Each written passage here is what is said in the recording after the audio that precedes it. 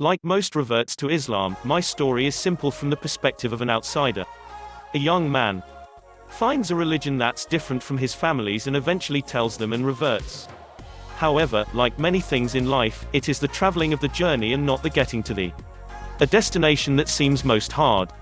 Of course, with Islam, the journey will never be complete until it is ordained by Allah, the Exalted, but instead we reach milestones along the way.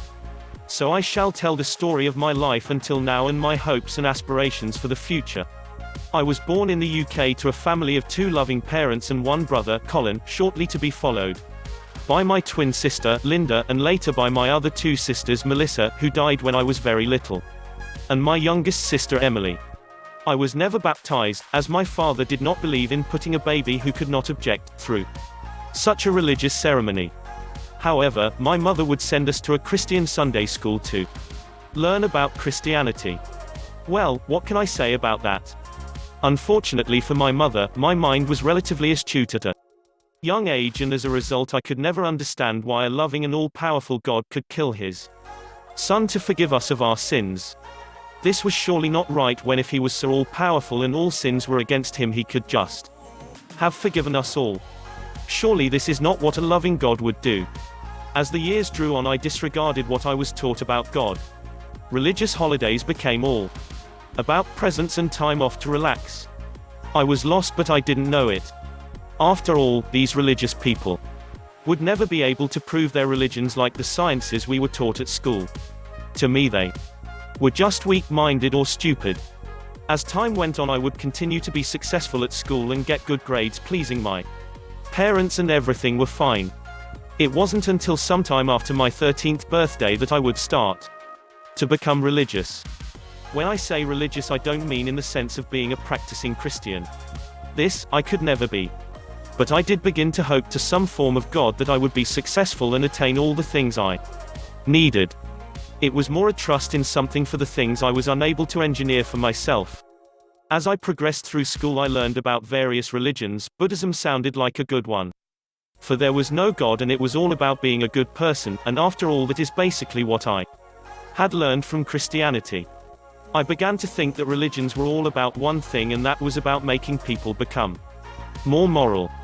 I continued to try and be a good person, but couldn't quite shake the thought that something was missing. A year or so before I left senior school, my brother became a born-again Christian. Unfortunately for me, this was a somewhat negative experience, as he would keep trying to convert me to his religion, and I still could not accept that Jesus, may the mercy and blessings of God be upon him, was killed to forgive us of our sins.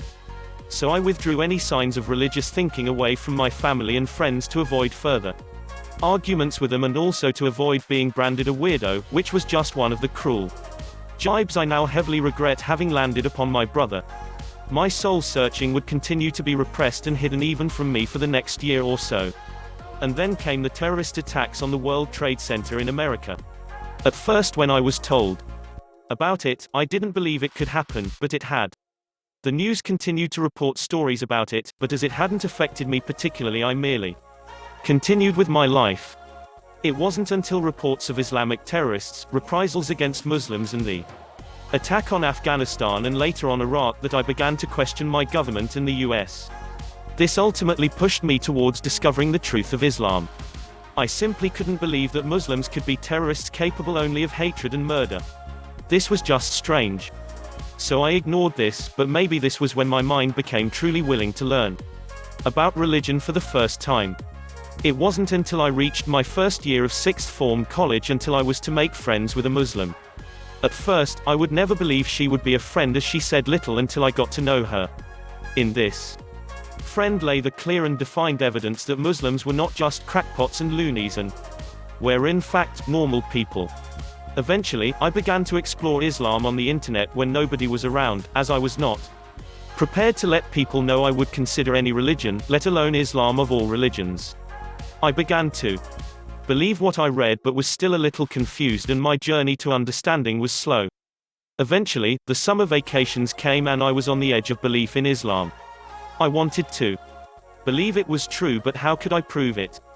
From my years of good grades and trying to be perfect. In my parents' eyes, I hated being wrong. As it was the summer, I could not easily meet my Muslim friend but had so much I wanted to ask her. Occasionally she would call and I would talk to her for hours trying to build up the courage to tell her I needed her help. Eventually, I managed the courage to explain I was confused about religion but could never admit I wanted to be a Muslim, as I didn't know for certain that this was no whim as I had so much fear in my mind. Well, eventually I managed to tell her and she had only good things to say. So, I was now certain that I had to become a Muslim, but how would I tell people and find out more? I knew I couldn't tell my family yet, as I remembered the cruelty I and my sisters had inflicted on my brother upon his becoming a Christian. I was afraid I would receive the same or worse. After all, he at least followed the religion of my country and that we had been raised in. This would be totally different, wouldn't it?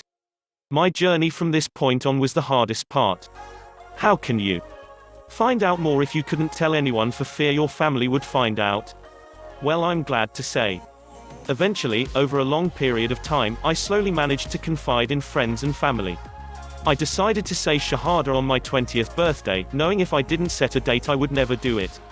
So the weekend before I went to the Global Peace and Unity Conference in London, which was really amazing. I went knowing that the following Monday I would pronounce the testimony of faith, but it wasn't until the Saturday night spent at a friend's place that I knew for certain I was going to say the Shahada on Monday. For that night I lay trying to sleep and all I could hear was the adhan ringing through my head. It was the best thing ever. The next day I saw people making their own Shahada and longed for Monday to come.